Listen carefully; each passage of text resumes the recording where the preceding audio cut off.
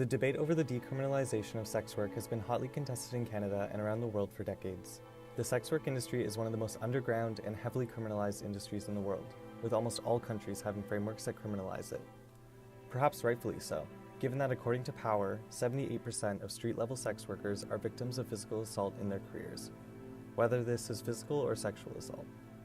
This is a dangerous industry to work in, so countries often implement strategies to limit its prevalence in order to prevent harm from befalling its citizens.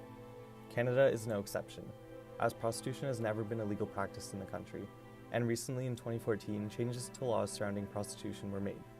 In 2014, the Conservative government passed Bill C-36, which shifted the criminalization of prostitutes to the criminalization of Johns soliciting their services.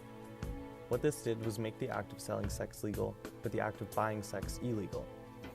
This may seem a bit odd, and it is. The intention of this act was to take the demand for prostitution out of the equation, and eventually have the practice of prostitution cease to exist.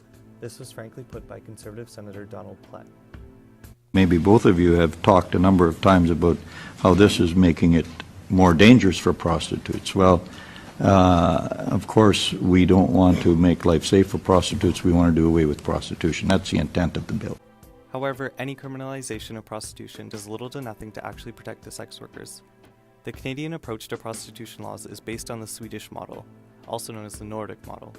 The Nordic model criminalizes those who buy services from sex workers rather than the sex workers themselves. Some of the inefficiencies of this model are explained by sex worker Juno Mack in her TED Talk entitled "The Laws That Sex Workers Really Want." There's no evidence that it works. There's just as much prostitution in Sweden as there was before. Why might that be? It's because the people selling sex often don't have other options for income. If you need that money, the only effect that a drop in business is going to have is to force you to lower your prices or offer more risky sexual services. If you need to find more clients, you might seek the help of a manager. And so you see, rather than putting a stop to what's often described as pimping, a law like this actually gives oxygen to potentially abusive third parties. To keep safe in my work, I try not to take bookings from someone who calls me from a withheld number. If it's a home or a hotel visit, I try to get a full name and details. If I worked under the Swedish model, a client would be too scared to give me that information. I might have no other choice but to accept a booking from a man who is untraceable if he later turns out to be violent. Coming back to the figure proposed by Power, stating that 78% of street sex workers have been physically assaulted, Power also found that in comparison, 25% of indoor sex workers have been assaulted in their careers. While both of these figures are far too high, what this signals is that there is correlation between safety and indoor sex work. This comes from indoor sex workers having greater institutions of protection, since they usually have others around them to help them in an emergency, or in some cases have bodyguards. So what exactly do sex workers need in order to guarantee better safety in Canada right now? Listen to what a sex worker interviewed by CBC had to say. My message would be that regulation is key. The only way to truly make this industry safer for sex workers is to make the act of reporting crimes against them easier. What I propose is a lone worker safety monitoring system. This would come in the form of an app on a mobile device that would serve as a tool for sex workers to have something guaranteeing better safety.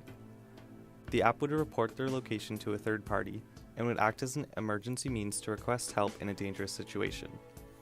Along with the app, a security team which is able to mobilize to rescue a worker from a dangerous situation would also be a part of this intervention. Workers would be sent an alert at a given time interval and would have to respond saying that they are okay.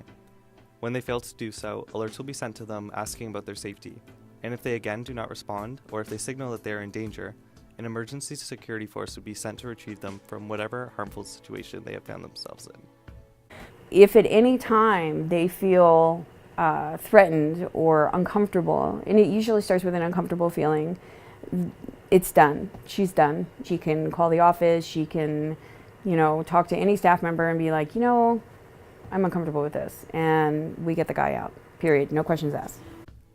These type of institutional safekeepers do not exist for Canadian street-level sex workers currently, since the police is not acting as an agent for their safety, and they consequently have little institutions which are able to save them from an escalating situation. The lone worker safety monitoring system would function similarly to how the brothel security systems do, where women's locations are disclosed to a security team, and they have a means to call the security team who is able and willing to go to them and help them get out of a situation. If there is to be true protection of sex workers in Canada, the Lone Worker Safety Monitoring System needs to be implemented in tandem with the decriminalization of sex work.